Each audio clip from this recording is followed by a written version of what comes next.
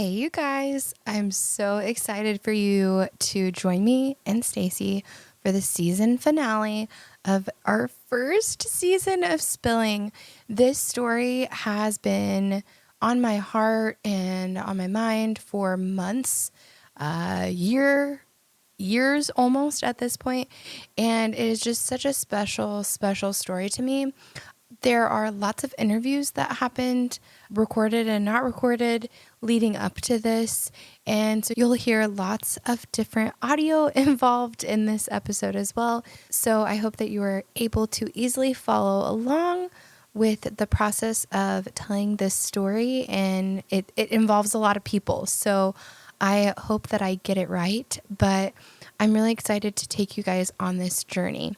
If you could care less about my backstory and my connection with these people and how I know these people on a deeper level, please feel free to skip ahead. That is the wonderful thing about podcasts is you can listen at a faster speed if you like, and you can jump ahead. So if you would like to jump ahead past all of my storytelling backstory of how I know these wonderful, amazing people who I like to call family, you can jump ahead to like the 15-minute marker. But I feel like it paints you a picture of just who these people really are. The wonderful, amazing people that they are. For storytelling purposes, we're really focusing on Nick's journey through this process and his spiller story, but this is really the story of three couples and their children. We have Sam and Nick McDaniels, Mike and Amber Rivera, Ryan and Michelle Peterson, and their crew of 21 children. So I'm so excited to take you on this spilling journey. Here's part one of Car Wreck Crusaders. Trigger warning, there are discussions of a very scary car accident and fire in this story, as well as descriptions of near fatal graphic injuries. Please protect your peace while listening. But I remember two things. Somebody ran up and said, "Leave them. They're dead." And I heard Michelle Peterson screaming prayers from the roadway. And I've never, ever had that happen. I mean, I've seen people praying, but she was screaming, Jesus, Jesus, help them, help, and it was tremendous. It was powerful. In a car on a busy highway, flames, things popping from 40 feet away, I could hear it screaming prayer over me. And I wasn't going to give up.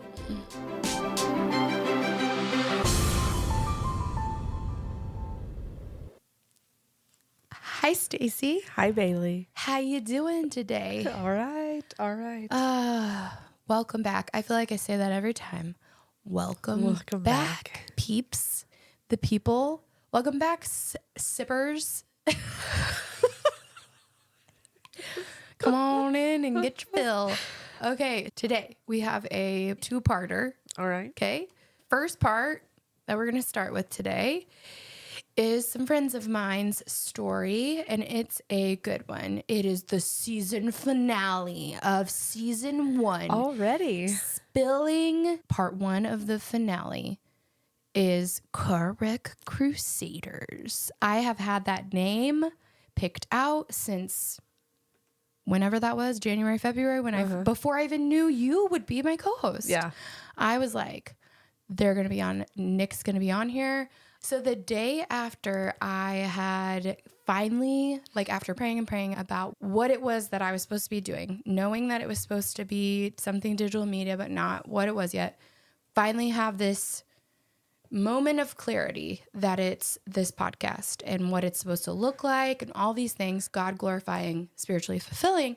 And I was like, I already have 5 people I know that have stories like this that I could share.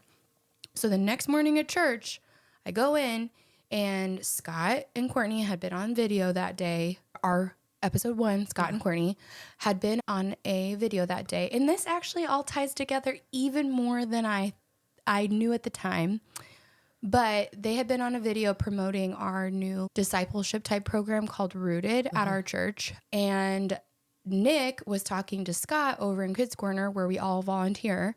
And Nick was telling Scott about this car accident story that I already had on my list. Like, I already wanted to share their story because it had just happened like that previous summer. And this is the following winter or spring at the point. So it had already happened. I already knew about it because I'm friends with them. Right. And I hear Nick talking to Scott about bodies and things like that. And I'm like, whoa, what are we talking about? And Nick's like, I'm telling Scott about the story from the car accident last summer and how I would love to be able to share that with the church on how God's like been working in our lives since then, like the video that they had of Scott and Brittany today. And I was like, well, I don't know about that. Like, I don't know how, I can't help you with that, but I'm starting a podcast. I just figured this out last night. That's what God wants me to do. And your story's on my list. So actually both of their stories were on my list. So I'm like, your story's on my list and I want to share it. So look at you. How, great of God to put this in my path. I'm like, and he's like, I'm down. Sign us up. So that would come to fruition over the past 9 months, almost a year at this point. And I have now interviewed all of these people once, if not multiple times. And so Nick, going back a little bit to how I know Nick, we're really going to kind of look at the car accident from his perspective. And by car accident, I'm talking car wreck Crusaders, okay? Nick is kind of our lead crusader in this, but everybody plays a really important role. And we will get to all that in just a second. But to paint a picture for you of this group of people, I'm not just talking Nick and a couple other people. I'm talking a whole crew. We've got 3 married couples, and then between all of them, there's 21 kids. Yes, 21 kids. So I'm pretty sure one group had 9 and the other had 6. 12 plus 9 is 21, right? Yeah, I think the Petersons had 6, Riveras had 6, and at the time the McDaniels had 9. And thankfully, like, the McDaniels and the Riveras both drive like 15 passenger vans. Yeah. So they were good. So these families are all friends through church, homeschool, or both. And you actually know all of them because you don't go to our church, but you know them through Homeschool Co-op. Homeschool Co-op. Yeah. So you know these families, the wives in particular. So Nick is our lead crusader. And Nick and I actually had some bonding over the course of the few months prior to this because I knew Nick from church because he takes over Kids Corner. Him and his wife Sam take over Kids Corner after all of us split up into rooms for Sunday school. Nick and Sam lead the last service of the day. So my kids that are staying because their parents are serving at church, they go in there. Or if I'm staying to go to church, my kids go in there with them. So I would see them in passing a lot and had gotten to know Nick through church, but also through work because I worked heavily with community outreach at our local hospital. And Nick is super involved with local health and like crisis emergency care in our area. So Nick is a paramedic. He's actually the director of education for our local county ambulance district. And he was a firefighter for a long time before that. And so he has a lot of emergency medical services experience. And his wife, Sam, has been a dispatcher for a long time. And her family went to the church I went to as a middle school, high schooler, but we didn't know each other. So I knew of Sam and Nick, wasn't super duper close with them, but Nick and I had some bonding in the months prior.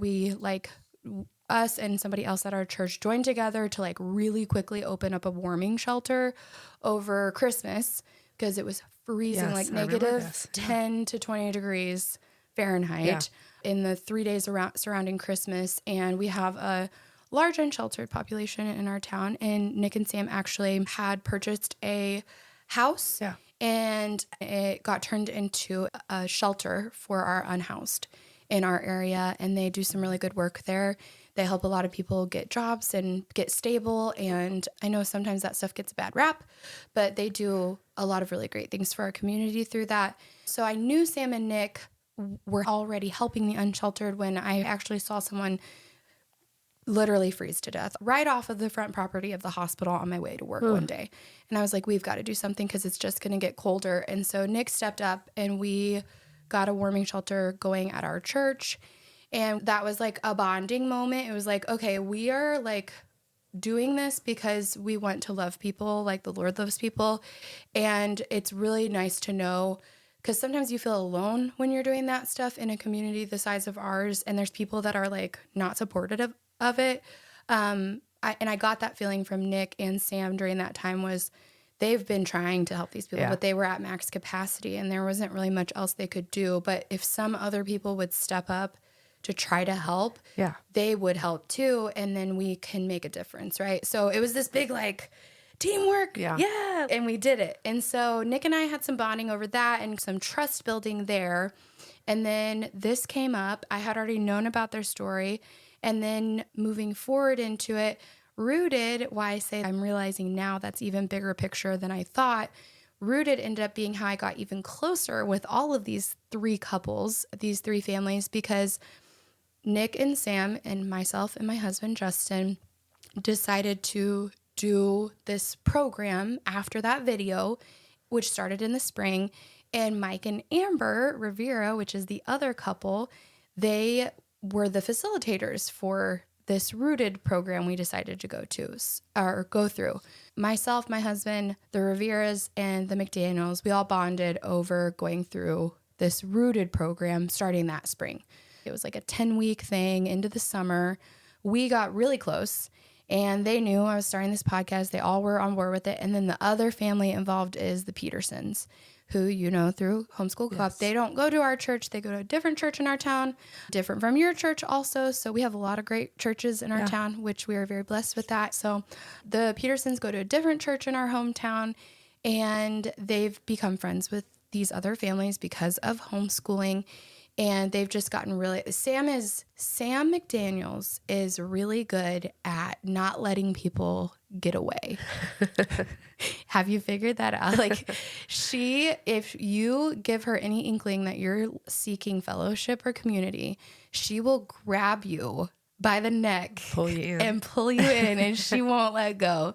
And she's like, oh, you want friends? I'll give you friends plus some. Plus you're going to go on our annual trips and vacations with us. Plus you're going to become a homeschool parent and a foster. We have not caved to the pressure yet, but we are surrounded by these wonderful families who all have fostered and adopted. Yeah. They all homeschool. I don't know how they do it. I don't know how you do it, but they do it with 6 kids, and half of them are either in foster care. So they're doing all of it on top of court and battling for the better of these children, and then also adoption processes and all the things. So the Petersons included. So we were able to get to know the Petersons right at the beginning of when I started interviewing these people. So we got wrangled by Sam grabbing us by the neck and pulling us into vacation.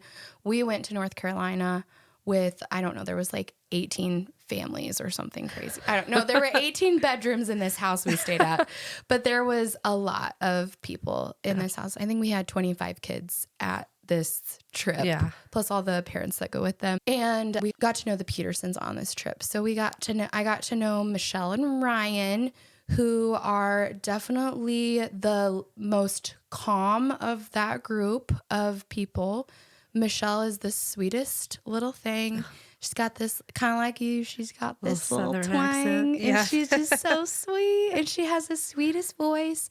And she's just a little dainty Southern belle. She's just the cutest thing. And Ryan is just very laid back, super chill. But if you want to talk theology and Bible stuff, like he's down.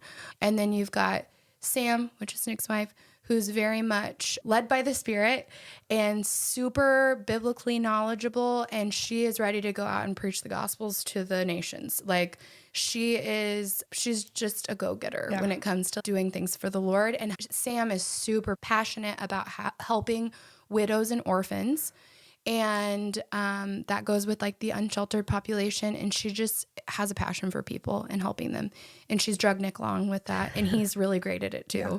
And then back to Mike and Amber, the Riveras. Amber's husband, Mike, we in our Rooted group, which we call it Rooted still, but it's just our community group now. We just call Mike, he's all bebopping around. He's always just go with the flow and everything's going to be fine. And it's all good. Like he's just bebopping through life and it's great. But they do also have 6 kids. And then they actually currently have another foster daughter that they just recently got placed. So they have 7 currently. But at the time of this, they had the 6 I mentioned first. Mike's bebopping. But Amber is running a tight ship over there with all these kids. Amber and Nick are a lot alike, as in they can get overstimulated by large groups or things being like out of order or out of control. They both really keep things lined up. Like they both want to have a hand in how things are going to go because they want things to go well. And so they like to have control on situations. They don't like it when things are out of control. Here's a little character backstory from Nick. I've been a firefighter since 2009 and in EMS since 2011. And so I didn't realize, but Sam told me at some point, she's like, this stuff is starting to wear on you. And we don't talk much about PTSD in the fire and EMS world. Mm-hmm. You know, like, oh, we're not overseas. We're not killing people. But there's a lot of research out there now about how serious it is, that the constant everyday things we see, it's just different. It's not the same, but it's different. And it's still PTSD. And so I didn't realize it, but she's like, you're angry all the time. So it was probably in like 2020 timeframe, maybe 2019, where she's just like, I think you need to go see somebody. And so I went to a Christian counselor. Her name's Penny Minetti. And I just embraced it. I don't want to be that angry person. Mm-hmm. Went to counseling. I came out, I think, a lot better. And it was Christian counseling. It's Christian focused on God and how God works in our life. But I still always was trying to do things in my own strength. So we're going to get into it. You sound like that's a good enough backstory? Explains the group's dynamic enough? Yes. Okay, so the Riveras and McDaniels have known each other and been really close for years at this point. The Petersons, however, this was the first trip they got wrangled into going on with this group of families, these large families that also had 6+ kids, fostered and adopt.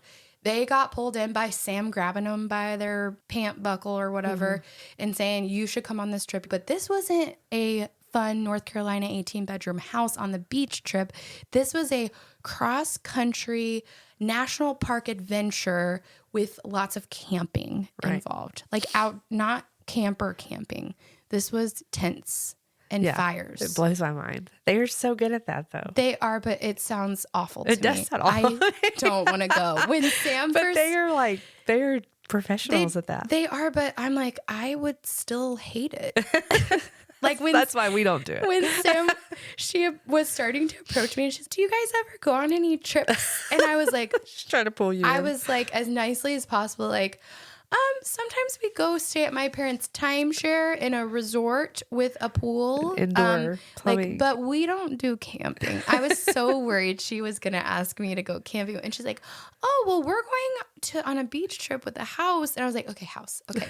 You said the deal. Magic word. Like, that sounds good. Just talk to Justin. So, but I was like, we're not doing camping. I'm sorry, Sam. Love you. Not doing camping. But they do it. And they go across the country. They visit. They're trying to hit up all the national parks. So they had left to head on this adventure across the country to some national parks. Michelle and Ryan, they were not camping people, but as laid back and like sweet of people they are, they were like, okay, like I'm down for a challenge. Let's go with these crazy family people on this trip with 21 children. And we're in. Their like furthest destination away was Maine, I think, somewhere up in the northeast of the country. So they loaded up, and Michelle states later, like, they learned a lot about how to pack lightly on a trip like that because you need all this gear. So they were pulling a trailer with a bunch of stuff on it, like tents and things. And in the packing process, Nick was pretty adamant, okay, they don't always pack this, but this was a long and far enough trip that he was like, I need to pack my medic bag. And Sam was like, okay, let's just put it on the trailer. Let's just pack it with everything else. We'll have it on the trailer for if we're at a campsite, we would know where it was. And Nick's like, no, like it was one of those things that later we know how important it was. But he's like, no, if I'm going to pack my medic bag, like I want to be able to get to it if I need it. And so they put it in the van where they would have quick access to it if they needed it. Man, the worst, most stressful time frame for us would be getting ready to go on a vacation. Because I'd just be like, we got to go. And I was always trying to run my time frame. So fast forward to this trip, of course, I'm doing my normal. We got to go. Come on. I'm kind of like a ball of maybe not anger, but anxiety, like stress. Everything has to be, we got to get going.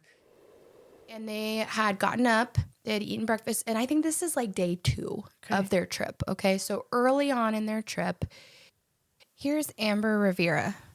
So that whole day didn't really go like we had planned. So we had to be out of the national park at a specific time to make all of our timely stops. And we were delayed because the first area we went to actually explore the park didn't have the sign for the park. So then we went and had to go quite a bit ways, like almost to the other end of the park to find the sign. So that ate up an additional, I think we left an hour later than we really were planning on leaving.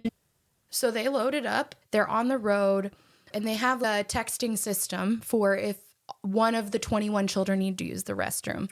So they get a text that like one of the Rivera's younger ones needs to use the restroom, but they'll either be like SOS level need to use the restroom, like we might need to pull off the side of the road, or needs to go, but like it could be anywhere within the next 30 minutes. And so that was kind of the gist that they had, and they had already had a planned stop that was coming up soon. Yeah. And so Nick and Sam are leading this caravan, and the women in the group really like Starbucks. They like to get their coffee at Starbucks. Sam likes Starbucks. They like to collect some of the cups from Starbucks. Yes. And even though this is Nick who likes control, right? He wants to be on a schedule. He wants tight to be, ship tight ship. He wants to be where they're supposed to be. We're talking setting up camp for all of these people. So 21 kids plus 6 adults. That's 27 people that need tents and things to sleep in, and fires and food and all the things. And these are younger kids too, so you got to keep them happy. And so he's, okay, I know we have a stop coming up, but he sees an exit sign for a travel plaza that they're coming up on, and he sees a Starbucks. There's a Starbucks at this travel plaza. Even though he knew like they were going to stop a little bit later, he sees Starbucks. And if that exit sign didn't have Starbucks on it, there's no way he would have stopped. But he saw Starbucks, and he made a last minute decision to exit right there so they could go to Starbucks. I saw that this stop had a Starbucks on the sign, so I like yanked off the road at the last second. The whole caravan made it with us, which is amazing. All 3 vehicles. He thought, this will make my wife happy. A kid needs to pee anyways. Let's stop right here. It's right off it was one of those really quick, like you could see it right there, a quick off the highway. He's thinking 10 minutes, grab the Starbucks, go to the bathroom. We're on the road. No big deal, right? That is not what happened. They exit on this off ramp to go to where it says there's this Starbucks at this travel plaza, and it is not a Starbucks. It is a Dunkin' Donuts. And Sam, no offense to Dunkin', I love Dunkin'. We don't have one around here, but I get Dunkin' when I go up to my sister's because there's one right by our house, and they have blueberry syrup. So I love blueberry coffee. It's so good. Oh, really? There's a Green Mountain makes a Wild Mountain blueberry K-cup. Oh my goodness. And I used to drink when I worked at FNC. It was my job to like order coffee, and that was my favorite coffee. Warm. It's like if you dipped a blueberry muffin in your sweet coffee. That's so good. Interesting. Really. So good. I love blueberry coffee. So I like Dunkin' because they have blueberry syrup. But Sam does not like Dunkin'. So now we're already off to a really bad start with this stop because no one's happy because it's Dunkin'. And no one really likes Dunkin' or knows what to get at Dunkin'. So the women try to go order stuff at Dunkin'. The kids all get out to go to the bathroom and whatnot. They're trying to wrap things up. Michelle doesn't know what to get, so she orders something. It comes back. It's disgusting. And Michelle, being the sweet little thing that she is, she's like, do you think it's bad if I go back? Like I paid $6 basically probably for this coffee and it's gross. Do you think I can go back and get a different one? So then Michelle goes back to get a different coffee and Nick's nerves are just... Time is a ticket. Yes. All these things happen and I am just in the parking lot, a ball of fury. Like, why is this? We're just so far behind my timeline, so far. And I was getting so frustrated. It's time to go. They're on a schedule and they have somewhere to be. And it is not going like what a 10-minute stop turned into a 30-minute stop through these series of events. So the women finally get done at Dunkin' after going back and all this. Sam and Nick are headed to their car and they see one of the Petersons' kids at the gas station, but they don't think anything of it. But then they all get to the cars and the Petersons are missing a kid. And they're like, oh no, where is this child?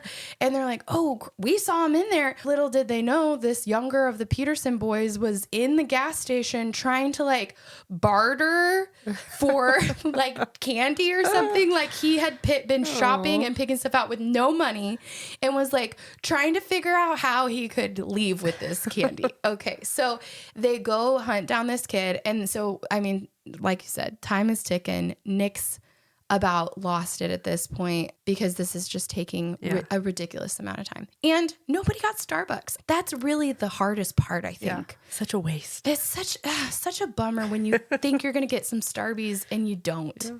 And you think you're going to make your wife happy with the Starbies and she's not happy. Yeah. She's the opposite of happy. And now you're really ticked off because time has been wasted. Yeah. And now we're going to have to stop in 20 minutes at the next Starbucks to make up for this. And there's more time. So Nick's nerves are wrecked. So they pull on the highway. They get back on the highway. Nick's again leading the train. And you've got the Petersons and then the Riveras behind them. And they're trucking down the highway, getting up to speed, headed east on an interstate. And Nick's in the front, and they're in the fast lane, coming up on a car that's less than a vehicle's length in front of them in the slow lane. And they're coming up to pass them, headed eastbound. A car from the westbound traveling lane of the highway crosses the center median right in front of them, hits that car that was in the slow lane, and the car that gets hit immediately goes airborne and catches fire in the air, which that is not normal. A car doesn't normally combust on impact. Here's the men, followed by the women's recounting of that moment. I've never seen anything like that in my life where it was on fire as we drove past.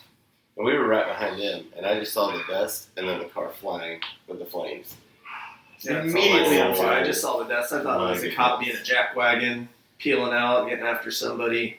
Yeah. And then I saw a fireball. I was like, well, that's weird.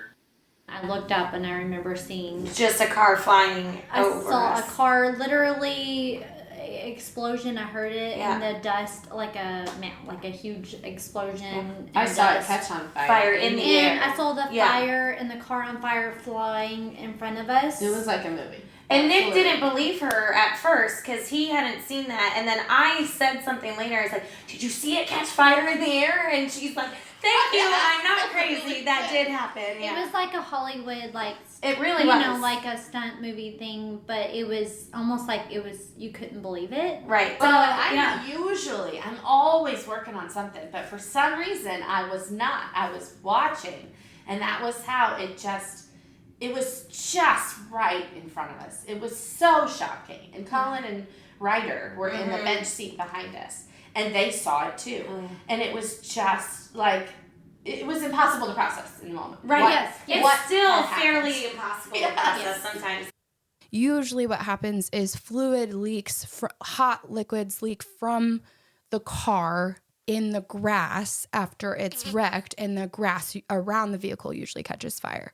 But a car doesn't, it's not like the movies where cars just blow up on impact. So this is very rare of a situation. So it's airborne, kind of flipping in the air. And so this car lands over on like the shoulder of the road. It lands on the passenger side, okay?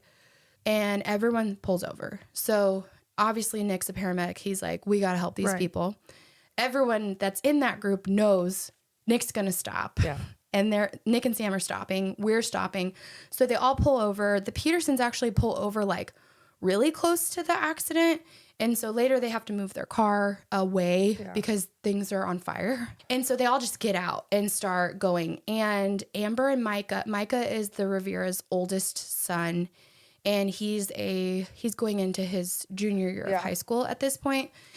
So he's a great babysitter. He's so good with kids. And so Micah and Amber know all these people are running to the scene, and they take care of all the kids. They get all those kids, and that's crucial because with that many people and that many kids, like you don't want to just leave the kids like stranded on the side of the highway. So Amber and Micah immediately take on the kids, and that's important that Sam and Nick and Ryan and Michelle, who barely know these people at this point, barely know the whole crew at this point, they know immediately that we can run to this and someone's going to have our kids. Yeah. Like they didn't have to, that wasn't something they had to stress about. They just knew someone's picking up the slack here. Someone's got our back. So Nick grabs his medic bag, runs to the car. Mike and Nick will say that this very much comforted him finding out later, but Mike was like, I know Nick's going to stop and I'm going to wherever Nick's at, I'm going to Nick. Like I gotta be there to like aid him in whatever it is he's going to be doing. When Nick ran to the car to start trying to pull these people out, Sam immediately is calling 911. Yeah. And that was a huge blessing because like I said before, Sam worked at dispatch, or she works currently still as a dispatcher. And so she knew exactly what to say. There were little blessings in that. Where they were, she literally could see the mile marker on the highway to be able to tell them where they were exactly. She was able to tell them like the victims, where they were at as far as what they would need. Just so much ability there that helped the emergency people arriving to know what they were going into and that they needed critical care immediately. Nick goes to the car.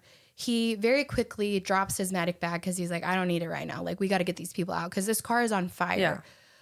Praise the Lord, this car had a sunroof. So the car is on its side, passenger side down. The vehicle has a sunroof. There are 4 people in this car. There are 2 younger adults in the back seat, and there are 2 older adults in the front seat. And they are all incapacitated in a way. The 2 in the back they're a little bit awake, a little bit aware, but they're very disoriented, but they're obviously alive. The 2 in the front are very much not moving, very much not awake, and it doesn't look good. Yeah. But Nick just thought, he just had that adrenaline going of, we got to try to get him out.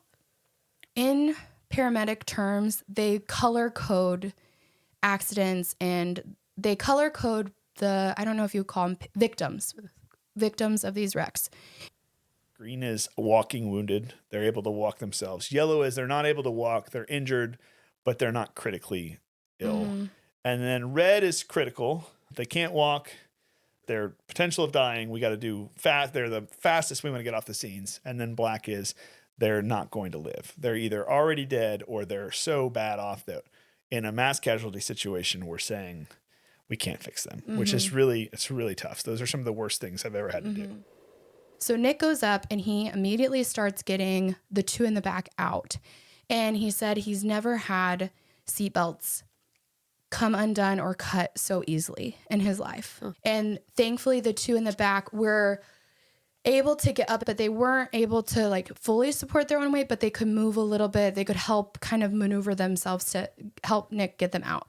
And this sunroof is just crucial because without that sunroof, it would have been almost impossible to get them out because windows are shattered, airbags have gone off. To move around those things would have been really hard, but this opening in the top of the car that's already on its side like a door to get these people out. So he gets the 2 younger adults out of the back of the car, but the people in the front of the car, it's like I said, a little bit older man and woman. And the car's laying on the passenger side down, which is where the smaller woman is, whereas the driver is a larger man and he's seat belted in, but he's hanging down to where he's kind of on top of her, and he's a bigger dude. And so to try to maneuver them to get them out was hard, but also to try to get him out alone because he's a bigger guy was hard. And he knows as soon as they get out, there's other people outside of the vehicle that are taking them and trying to stabilize them. He's handing them off. And there's a couple other random bystanders that had stopped at this point. Like they talk about this lady that stops and she's, I'm a nurse or I'm a paramedic. And she just rips her shirt and like starts trying to make tourniquets. And like she's just running on adrenaline too. And there's another man. And this is a pretty pivotal moment for Nick. At this moment, there's another man that comes up, another bystander, and he comes up and he looks at the two passengers in the front of the car. In this car, remember, it's the underside of the vehicle that's caught on fire. So it's not like the front engine compartment. It's the entire underside of this vehicle is on fire. And we'll share pictures of this vehicle because from the time they arrive on the scene, within 5 minutes, this vehicle was completely engulfed in flames. And so there's a lot of urgency and a lot of fear coming from Nick's a firefighter. He's a paramedic. He knows that this is urgent and they have to move very quickly, but he has a lot of hope and a lot of just drive going into this that I think we can get these people out. Like he's very hopeful that he can get all these people out, even if he didn't know if those people in the front were okay or not, but he still thought that he could get them out before the vehicle caught on fire. You don't want to see people burning up in a vehicle. So he's doing everything he can to get them out. But the entire underside of the car is on fire. And so you have the underside wall of the car that's shielding some of that heat and smoke and stuff, but it's getting hot in that car. Right. And if as soon as something that's combustible catches fire, like it could blow, you know? I knew that I didn't want anybody to burn in that car. And I thought about it like, if I can get everybody out, everybody's coming out today. But I remember two things. Somebody ran up and said, leave them. They're dead. And, you know, the car's going. It's like flames are coming over the edge and, you know, all the way around the car now.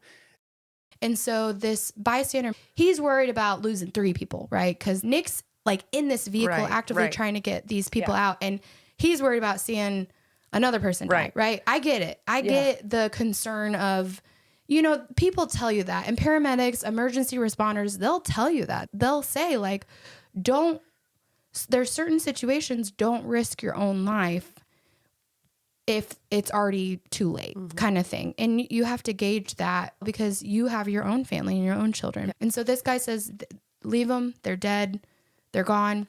And Nick's not sure if they are or not. And right about that time frame, I heard Michelle Peterson screaming prayers from the roadway.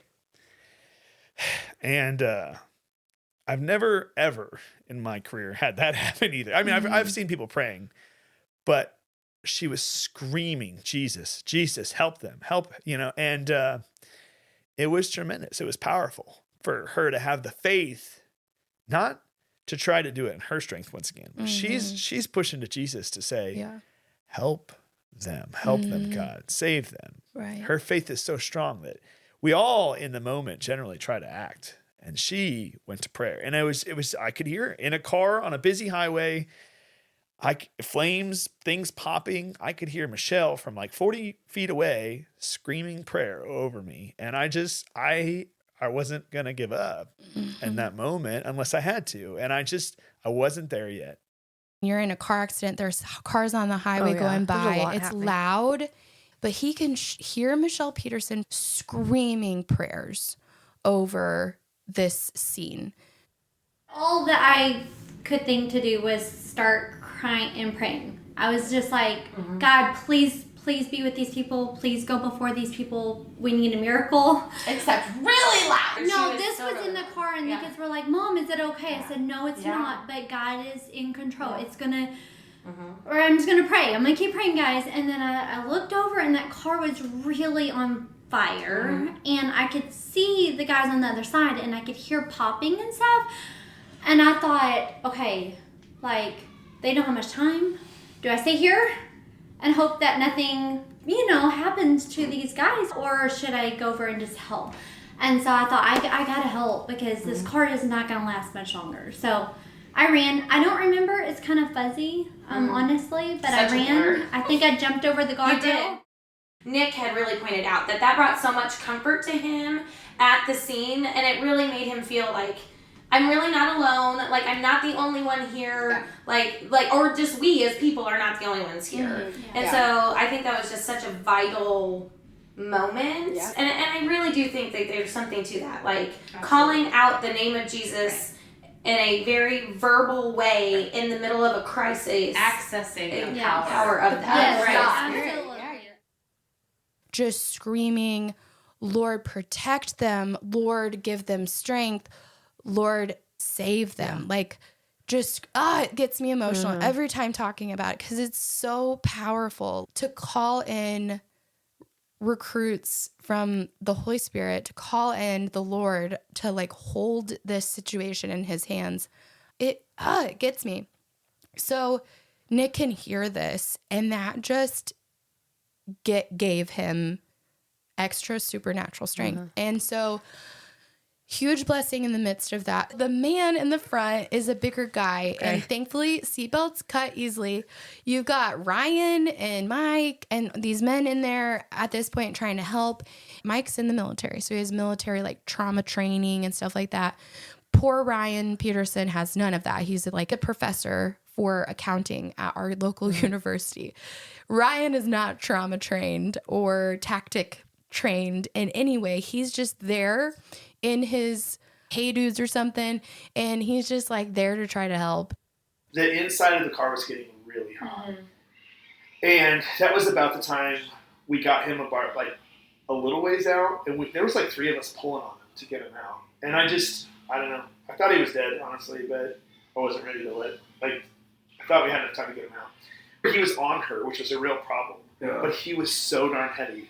And the one thing that really allowed them to get him out of the car and off of the woman in the car is this big man was wearing a belt.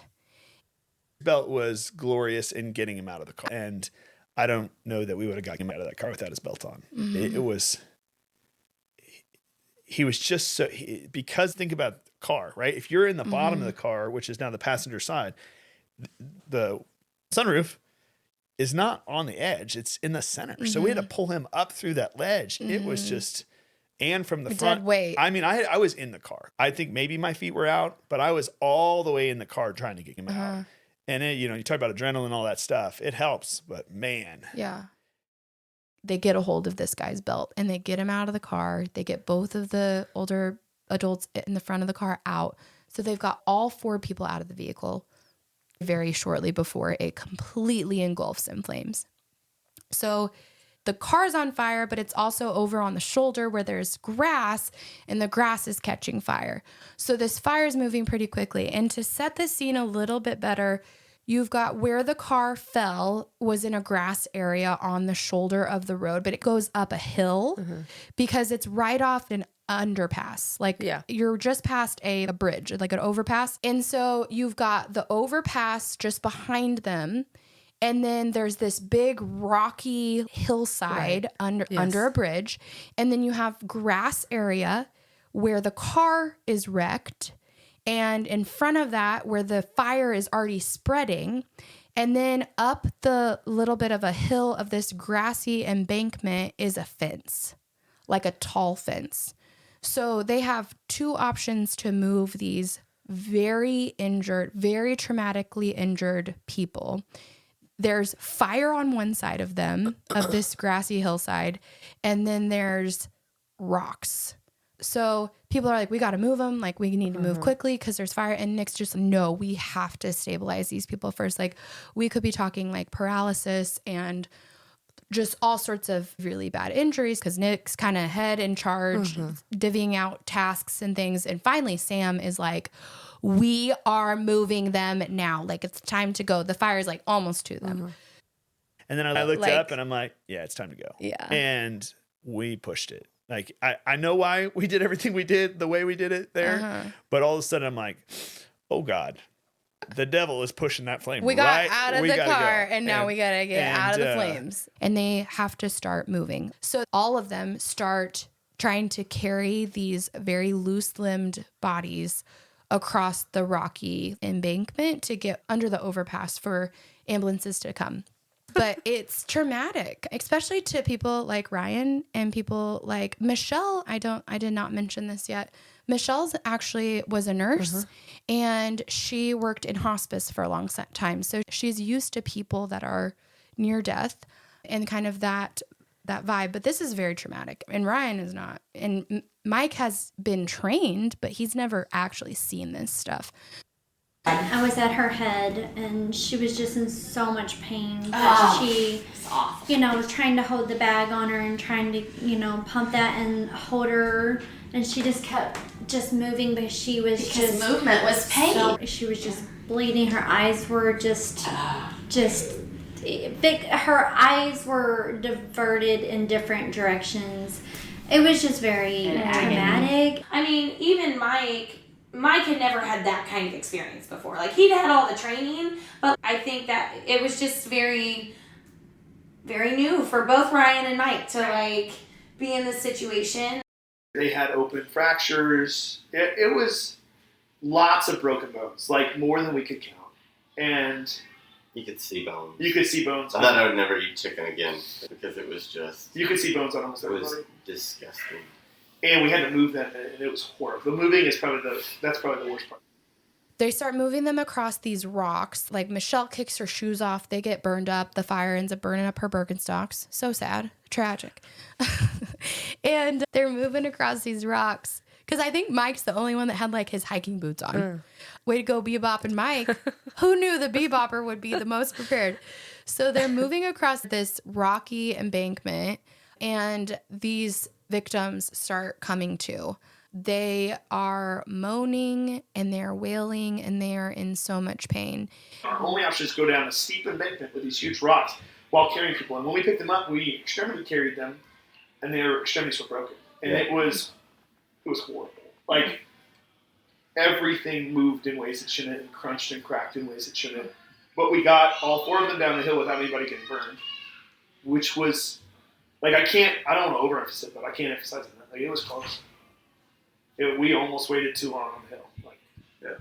So now we're under the bridge, and we have all 4 of them laid there, and our first ambulance is rolling up, which was a great timing.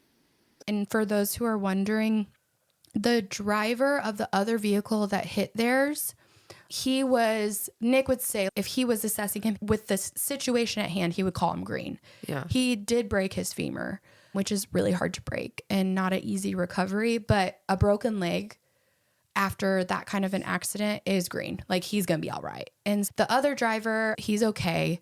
He was stable, breathing on his own. He was fully alert. He just said he just happened to be distracted for a second, and this is what happened. That just tells you, pay attention when you're driving. But God had a reason for this tragic, terrible event. There is so much good and blessing and glory that comes from it.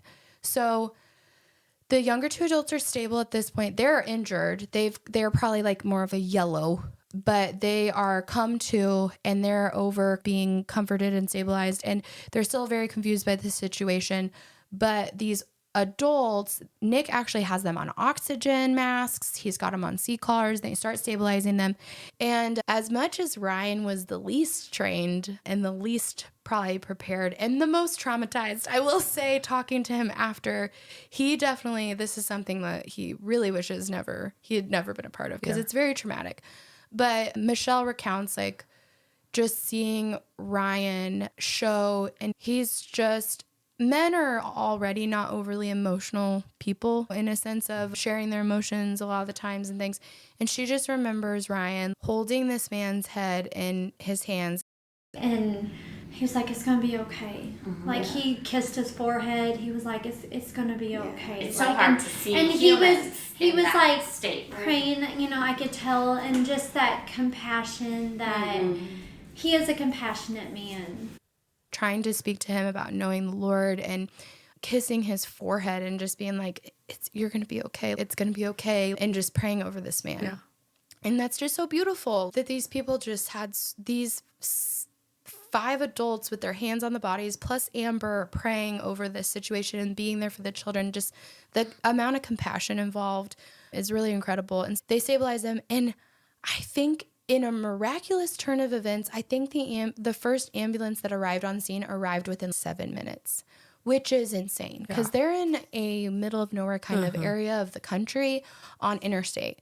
They get an ambulance and Nick's quickly trying to like transfer over information, telling them what they need to do. And in the process of a lot of this, there's, like I said, there's random bystanders that come up. Before that ambulance got there, shortly before that ambulance got there, and I didn't know who he was, but fire chiefs have this persona about them.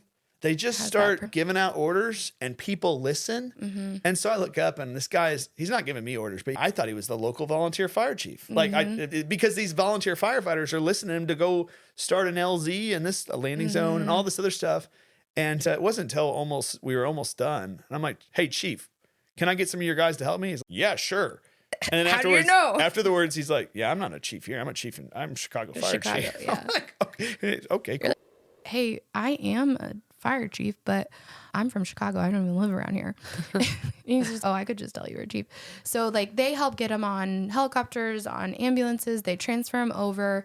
And like that guy later that told Nick to leave those people, he saw those people made it. And those people would be dead without you. Like they wouldn't have made it without you. And Nick gives all glory to the Lord, but something came over that situation that day, the timeline of events, how quickly that car combusted, the amount of effort that was needed to get those people out, Michelle screaming prayer.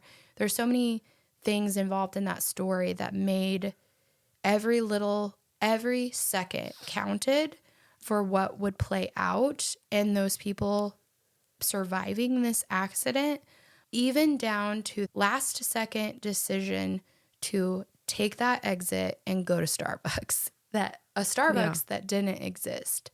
I told them later, I'm like, God can do whatever he wants. And I'm like, maybe I really want to know if they went back down that highway and turned around and looked at that exit sign. I want to know if there's actually a Starbucks on that exit sign, because God is so amazing and he can lay these things out to happen in the timing of these events to bring him glory. And God somehow would know that if there was a Starbucks at this exit, I just think God is so, I think it's really cool to think like that God has the power to do that. That God knows us so well when we are his children. He knows us so well that if he threw a Starbucks on that exit ramp, that's all it would take to get Nick to pull off and make it not be a Starbucks, but it's a Dunkin', get orders wrong, distraction, all these things to make it take the exact right amount of time for them to be there. So that when they got back on the highway for those 3 minutes or whatever that they were driving down the road, that they would end up a millisecond behind these 4 people in this vehicle that would get hit from an oncoming car, to be able to then have the skills, the skills, and the faith to save these people's lives. And that's incredible. And that's who our God is. And that's why I say this is the huge takeaway for Nick, because Nick realizes, I think it's always, for me, been about sharing God's glory and how great our God is. And that even through really tough things, our God's always acting. And so it's never been about me. I don't need or want any glory. I want to make sure people know how good and awesome God is. And I do want people to know how those things can change us, because it's changed me in a major way. That accident and I've seen in my career a lot of accidents. I've been on a lot of calls, but this one really changed me to recognize God's timing and how perfect it is, and how his plan is always working, even when our plans are not, especially when our plans are not. His plan's working. It's easy to get caught up in our little simple lives. So easy to get so focused on, we got to go in this world. And in reality, God's saying, no, my timing's perfect. And so that's how Nick, obviously, he needed time to process through these things, because this is a very traumatic experience. But after time passes, that's what Nick realizes. That was the lesson God really wanted to show him is, you have all these skills, you have all these abilities, you have all these gifts because of me. You possess these talents and these abilities because I gave them to you. And you are living your life. And if you really want to live it for me, you got to let go of Nick's timeline. You got to let go of Nick's control and let me have the control over that. And I will lay out wonderful things for you. Not that this car accident was wonderful, but the glory that God gets from it, from being able to save these lives, is wonderful. And so by the time Nick helps load these people up in the ambulance and they get taken to the nearest like trauma center, the group's wondering like, do you think they're going to make it? Are they going to be okay? And he's like, I'm pretty sure that they're going to make it. And in the time underneath the bridge where they're comforting these younger adults, Amber does end up getting a name of the younger adult girl. Her name is Catherine. And she's able to, you probably know people, or I know I am this type of person, like CIA, like FBI. Like you can take one thing and where they're from and find out like their whole family lineage. And so Amber gets enough information to stay and find these people's family and get in touch with them, which is, I know for Amber, she struggled with not really feeling like she was able to do much in that situation. Like everybody else, all the other adults are like hands-on saving lives.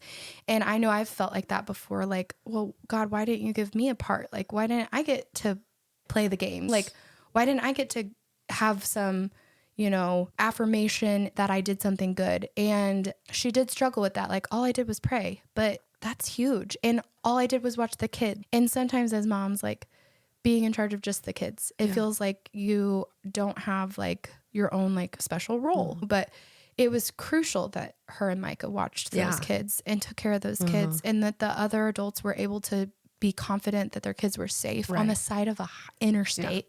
But then for Amber to be able to use this gift of hers with connecting people and to find their family, we now get to know what happens after. The rest of it. Yeah, that gives me chills. Like we get to know how it turned out, which we don't always get. We don't always get to know how us acting in obedience and us doing the thing and acting on faith, we don't always get to see the fruit from it. We don't always get to see, once those seeds have been planted, like what happens after. But thankfully with this situation, because of Amber, we do. We get to find out what happens next, which is on part 2. We will find out in part 2 of the story. But they leave and everyone's like, Nick, do you think they're going to be okay? And they're like, yeah, I think they're going to live. Like, I'm sure there's lots of work ahead of them, lots of healing to be had, but I think they're going to be okay. So these families obviously are way behind. I think they were there for 3 hours at this point, doing reports and all this stuff with police and everything. And so when they finally get back on the road, they all decide, we need to stop and eat. That's biblical. Okay. Stop, eat, and rest. Let's go back to Elijah. He tells us God wants us to eat and rest. So they stop for pizza. They're eating pizza. And Nick he has blood all over him, and he scrubs his hands and can't get them clean. Like he works in trauma stuff like this, but he eventually asks the staff, do you have any gloves? And he just puts on some gloves because he can't clean his hands. And they decide, okay. And I'm like, dude, this would be the highlight of the day for me. They decide they're not going to camp that night. Like they don't have enough time to get to their campsite and set up before dark. So they stay in a hotel that night, get some rest. They eat their pizza, get some rest. And they just have to go on the trip. Like they spend some more time processing. As soon as it's over, Nick calls one of his friends who also is a medic. And his friend's like, how are your people? Like, okay, cool. You saved these people. How are your people doing? And Nick just hadn't even, he's used to this, but he just hadn't even had a chance to like think about that. And he's just, oh crap. Like I need to check on my people. And so thankfully he had others in his life that kind of kept him in check with that. And they were able to comfort each other through this experience and just how thankful they were for God's glory through it. So that's the end of part 1. Got anything for me? The part 2. I think just hearing the story, I'm like, those are the people that you would want there. If I was in that situation, those are the people that I'd want. And then just not knowing, if you're not medically trained, if you have no idea, but all you can see is blood and bones, you're not knowing if they're going to make it. If that's me, if you're in that state of being and just knowing, okay, there's someone was there praying over them, praying with them, like how scared they must have felt, or just everyone around, just there's a sense of peace whenever there's believers there, Christians there praying over you. And so, yeah, I just think that was all God. There's no other way around that. And for the person that said, just let him be, like, thank goodness Nick was like, no, I'm going to keep doing what I'm doing. Yeah.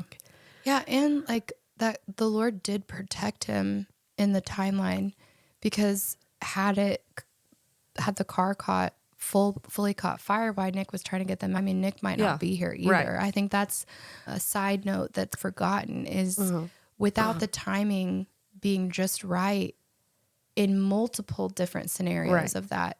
If they were a second sooner on the highway, they would have been the ones that got hit. If Nick and Sam, if their van was the one that got hit instead of that party of 4, that would have been, I told you they had 9 kids in that car. That would have been 9 kids, 2 adults, 11 people, along with the medic bag. And I'm pretty sure they were probably pulling the trailer. So that probably would have added a whole nother scenario. Yeah. But if it would have been 1 second, if they would have been down the highway 1 second faster, they would have been the ones getting hit. And that would be 11 people in the same situation needing to be rescued by 11 less people, right? 9 less people praying and 2 less adults with lots of skills to be able to impact the situation. And had Nick not had his skills and abilities, the other people in the group might not have known what to do. Plus, they wouldn't have had that medic bag. Yeah. So it's just that incident. But then also in the incidents you're talking about with the fire and the car, if Nick had been in the vehicle and it had caught fire, that would have been the 2 people in the car still, and Nick would have maybe not lived, or Nick would have had lots of injuries. Right. So just God's protection, man, so powerful in that situation, and his power and just the timeline events that happened, and Michelle's gift to pray, because Nick says like he was just given an extra, like, God is with me. Yeah. Like, God is with me, and I know that I'm not doing it in my own strength. Right. I know I'm doing it I got the Holy Spirit. Yeah. Like, I can do this. And that's really powerful too. So yeah. Find your people. Yeah. I was going to say there's something to be said for find your people, brothers and sisters that carry our burdens with us. And in that sense of like literal, like, yeah, they had to carry it for a while. I think they still are carrying it to this day. Ryan Pearson, he brought up some story. It is encouraging in the sense that, if God wants something to happen, then it'll happen. I have no idea why this happened. I always think, when I do think about it, I think in Animal Farm there's a donkey named Benjamin, and he says, I know that God has given me the tail to keep off the flies, but I would have rather had no tail and no flies. Like, I don't know why it had to happen, but it's clear that we were in that situation at that precise time to keep those people alive, I think. Like, he wishes that it just hadn't happened, but he knows that there's some glory that's supposed to be found in it. And that's like kind of what he finds comfort in. But he doesn't choose to think about it a lot. Whereas Nick chooses to think about it all the time because it spurs him on to be more fully surrendered. This was a turning point in Nick's spiritual walk of, okay, God, I'm over this. I'm over being frustrated. I'm over being mad about everything. I'm over being so in control of things that I can't handle it when they're out of my control. And I'm ready to like let you have control. And I'm ready to be on your timeline. So how does it change me going forward? Man, I don't know. I do, but it's hard to put into words. Being able to take that breath and just say, God's got this every minute of every day. I can sometimes feel that old anxiety leaching in, and then be able to just reset and say, no, my God can save Gary and Mary in Indiana on a highway. Right. put me in the right place at the right time. The med bag I wasn't going to bring because Sam didn't want it in the way. Right. All of those details, my God's got it. And I think it's translated to my kids, knowing that I'm calm or calmer than I used to be, that I can trust in God, and that it's not, they don't have to worry. So it's hard to put my finger on, because I feel like it's so many areas of my life, from stress at work to stress at home and everything in between. I'm able to recenter and just say, no, we got a God that can take a car that's on fire with 4 people in it and get them out in a second. Right. It's just like a ongoing peace. Yeah. All the time. And like I said, it's not about me or Mike or Ryan or any of us individually. It's that if we keep our ears open and our eyes open and just listen, God's going to do great things. Right. We just got to stay focused. Right. There's so many distractions in this world. We just got to focus on him, and he's going to reach down from heaven and do amazing things. Yeah. The other thing, we have to have our eyes open, because a lot of people take these events. Oh, God, that's what kind of God would allow that to happen in the first place, right? That's you hear that all the time. Well, God that's using bad things to make good things happen, to shake us out of our shells. I was in a shell, and yes, I believed in God. Yes, I had a relationship with God, but I was still trying to control my life and everybody around me on my timeline. Yeah. It takes big things to shake us out of that. Right. And now he prays, like very much prays that, Lord, allow me to be your hands and feet. Come in and take the reins. And when he does, another thing Nick reflected on that got him pretty emotional was in our first interview, when I was interviewing Mike and Ryan and Nick at the same time when we were in North Carolina. And Nick, I think, hadn't really thought about it until that day when we were recounting the events. Before we left, we had a big group there. We prayed, I don't know if you guys remember, we prayed for divine intervention and safety right outside my house.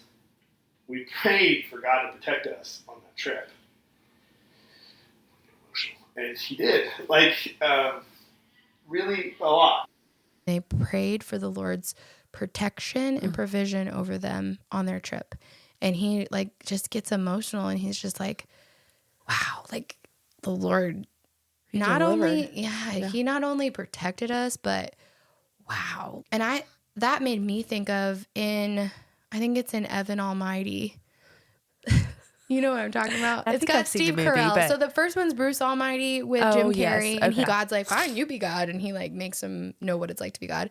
And then in Evan Almighty, it's very different. It's Steve Carell. And he basically becomes modern day Noah.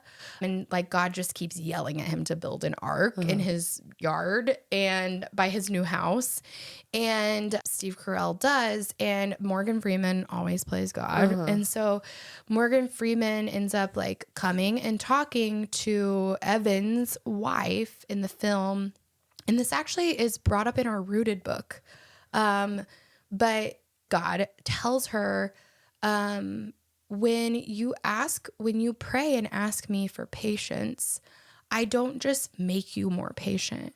I give you opportunity to have patience and grow in it, right? In that sanctification process. When you ask for more, when you ask to be closer with your family, I don't just make your family closer. I give you more opportunities, whether it's in your eyes seen as good or bad. I'm going to give you opportunities to become closer.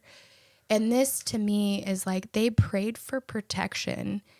And not only did God just say, all right, you're protected.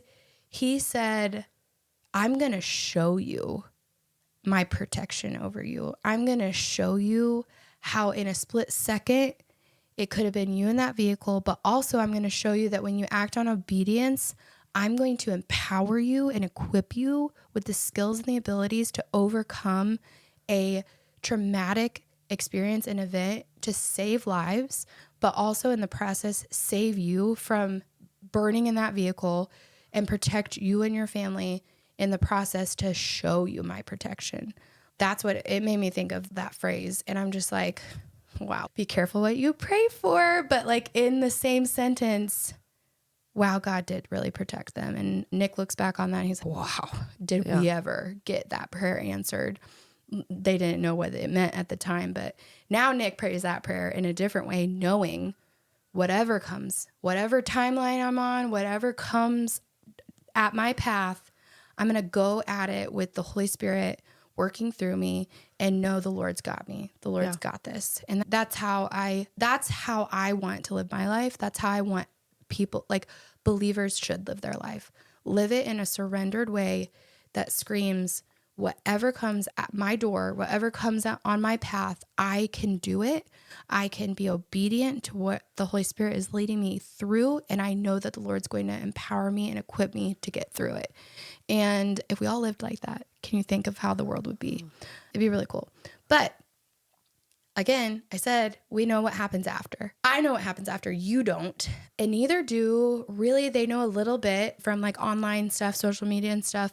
The Petersons, Riveras, and McDaniels know a little bit of what happened after to the people that were in the car accident, but I'm the only one who's got the story. So, and what's really cool is just spoiler alert, the people that were in that car accident up until this episode goes out, they don't know what actually happened that day. They know another car came across the median and hit theirs and that they were pulled from their vehicle and saved. But until they listen to this episode, they have no idea the events that occurred. So pray for them because they're about to find out what happened to them that day because they don't remember anything from it. And their lives are beautiful and they give all glory to God for the same thing, but man, they went through it after. So that will be next time on Spilling. Okay, I'm going to say it. Ready? Yes. Wait, what do I say? That's the spill? Is that what it is? Is that what I say? I know I say thanks for the tea. Thanks for the tea. What do you say? That's the spill. Is that what I say? I think so. Why are we both... Or you say something spilling? Oh, I don't know. Spill her out. So that's the spill? maybe I'm that's pretty it. sure that's it. Okay, we're going to go. We're going to go with that. I should have it on a sign on the wall. Yeah. That's the spill. Thanks for the tea. Join us next week for part 2 of Car Wreck Crusaders, where we'll hear the spill from our survivors, the aftermath of the car accident, and how God has continued to work in their lives since this near fatal incident. If you don't want to miss out on anything spilling from us, make sure to subscribe to our podcast wherever you are listening. Download the episode and leave us a review. It really helps us out. You can follow us on all the socials. Our link tree is in the show notes. We want to thank our spillers for sharing their tea with us.